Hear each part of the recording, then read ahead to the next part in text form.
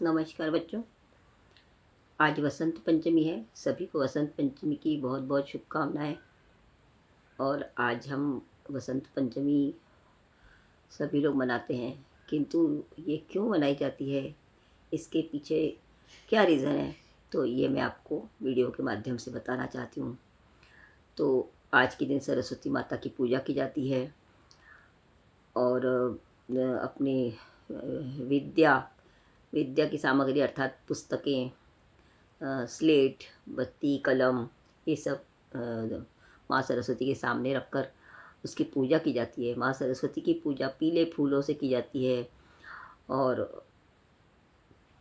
अपने वाद्यों की पूजा की जाती है। जिनके घर में कोई यदि वाद्य हो, हारमोनियम, वीणा या सितार, जो भी वाद्य हो, उस वाद्यों को भी हमें माँ सरस्वती के आगे रख के उसकी भी पूजा की जाती है। और ये चूँकि माँ सरस्वती बुद्धि की देवता है, वैसे तो गणेश जी भी बुद्धि के देवता है, लेकिन माँ सरस्वती हमारी विद्या की देवी है।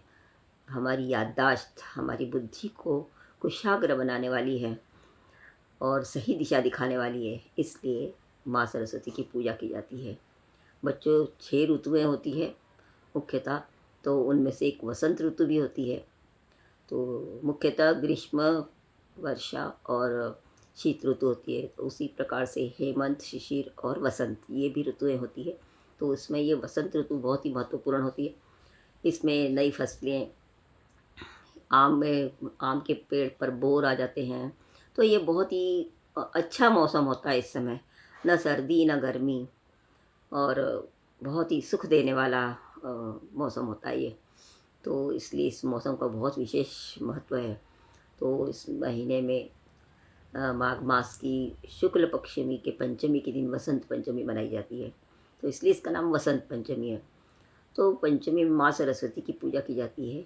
बच्चों, इसकी कहानी ऐसी है कि जब सृष्टि का निर्माण हुआ, ब्रह्मा जी ने सृष्टि निर्माण करी तो उस समय सृष्टि तो निर्माण हो गई, जीव जंतु निर्माण हो गए, मनुष्य हो गए, सभी प्रकार के जीव उत्पन्न हो गए, किंतु किसी में भी वाणी नहीं थी। सिर्फ पुतले की तरह सब थे, उनमें कोई हलचल नहीं थी। तो कोई नाद नहीं, कोई बोली नहीं, पूरा ब्रह्मांड स्तब्ध सा हो गया था। वायु का वेग नहीं, जल में वेग नहीं, तो इस तरीके से स्तब्ध हो गई थी पृथ्वी। तब ब्रह्मा जी को विचार आया कि मैंने सृष्टि तो बना दी, लेकिन ये इस तरीके से सूनी सूनी सी और स्तब्ध है, तो इसमें कोई हलचल नहीं है। तो इस सृष्टि को अ, कैसे इसका निर्माण करें कि इसमें हलचल पैदा हो, या आगे इसका निर्माण और अच्छी तरीके से इसका विस्तार हो सके।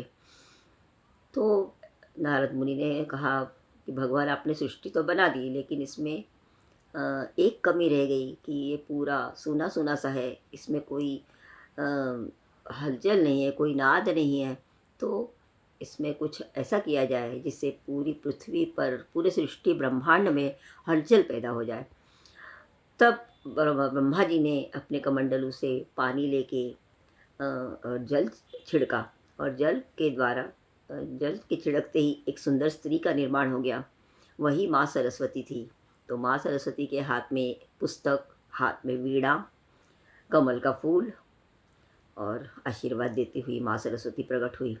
तब उसको आदेश दिया गया कि सृष्टि को चलायमान बनाने के लिए कुछ ऐसा करो कि पूरी सृष्टि में जान आ जाए।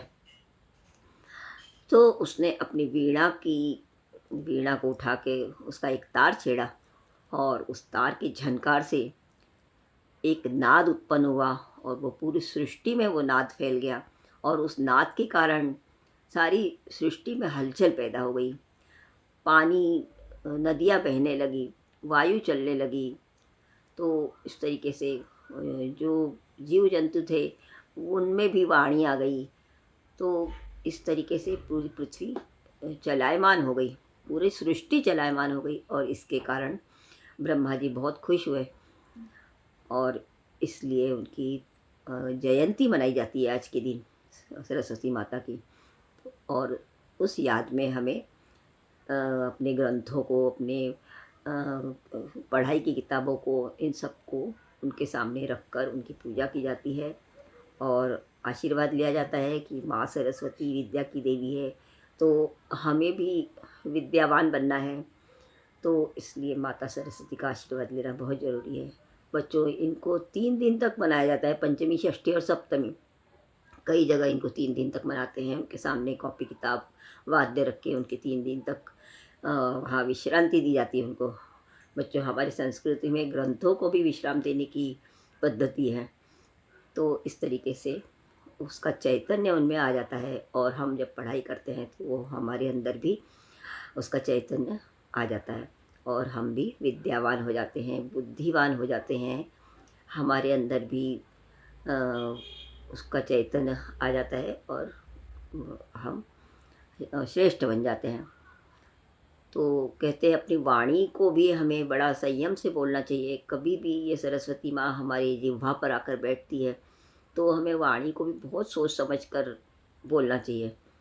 तो ये माँ सरस्वती सबका कल्याण करने वाली है, सबकी बुद्धि तेज करने वाली है, तो इसलिए इसकी पूजा आज के दिन की जाती है। तो इसी तरीके से हमें भी उसकी याद में पूजा करना है। आज माता सरस्वती की जयंती के उपलक्ष्य में अपनी कॉपी किताबों को रख के उसका चैतन्य प्राप्त करना है और अपनी विद्या को सहेज के रखना है, उसका अध्ययन करना है और हमें उसमें आगे बढ़ना है, विद्यावान होना है। तो बच्चों, इसका सही अर्थ लेकर इस तरीके से इसकी पूजा करें, माँ सरस्वती का आशीर्वाद लें और हर साल इसको याद करके और इसका सम्मान करें। तो वीडियो अच्छा लगा होगा तो लाइक कीजिए, शेयर कीजिए और हर साल इसी तरह पूजा करिए। सब्सक्राइब नहीं किया होगा तो इसको ज़रूर सब्सक्राइब कीजिएगा। धन्यवाद।